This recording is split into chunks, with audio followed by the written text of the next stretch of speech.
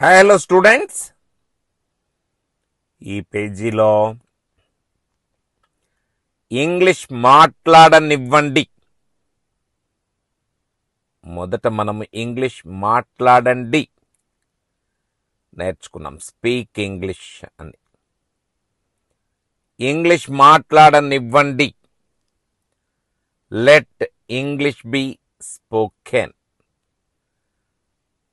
ఈ ఒక్క ఫామ్ గుర్తుపెట్టుకుంటే ఇలాంటి వాక్యాలన్నీ ట్రాన్స్లేట్ చేసేస్తాం. చూడండి, స్పీక్ ఇంగ్లీష్, ఇంగ్లీష్ మాట్లాడండి. Let English be spoken, English మాట్లాడనివ్వండి. బైక్ రిపేర్ చేయండి. Repair the bike. బైక్ రిపేర్ చేయనివ్వండి. Let the bike be repaired. Spoken ఫామ్లో రిపేర్డ్ అని థర్డ్ ఫామ్ అలా ఉంచేయడమే. మనం నేర్చుకునేది మాత్రం లెట్ ఇంగ్లీష్ బి స్పోకెన్ అనేది మన మైండ్లో ఉండిపోతుంది.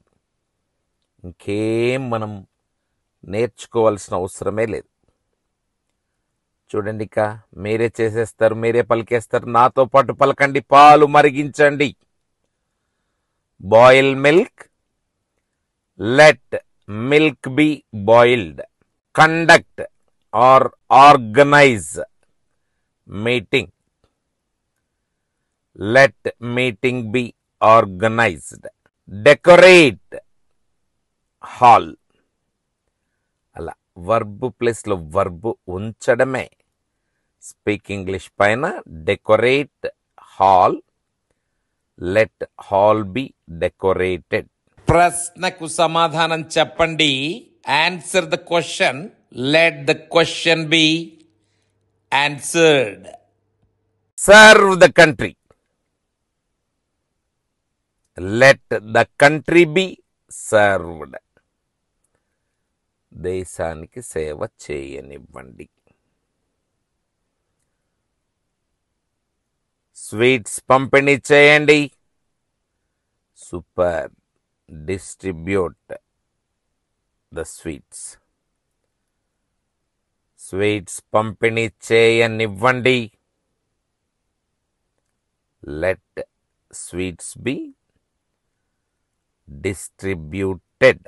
Third form. పత్రాన్ని టైప్ చేయండి.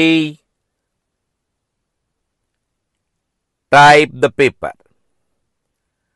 Let the paper be typed. పని ముగించండి. ముగించడాన్ని ఫినిష్ అంటాం. Finish the work. Let the work be finished.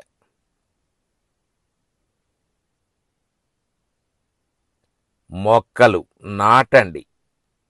నాటడం plant. Plant the plants. Let the plants be planted.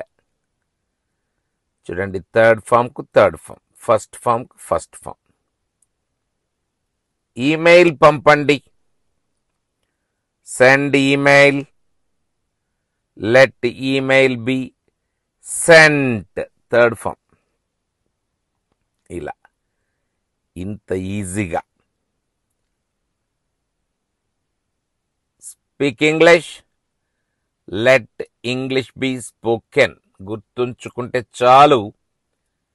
ఎన్ని వాక్యాలనైనా ఇలా ఇంగ్లీష్ మాట్లాడండి, మాట్లాడనివ్వండి అనే రెండు రూపాలకి మనం మార్చుకుంటూ వెళ్ళిపోతాం. వర్బ్ దొరికితే చాలు, ఇటు ఈ వైపు అటు ఆ వైపు రెండు రూపాలలో వాక్యాన్ని పలుకుంటూ ఎంజాయ్ చేస్తాం.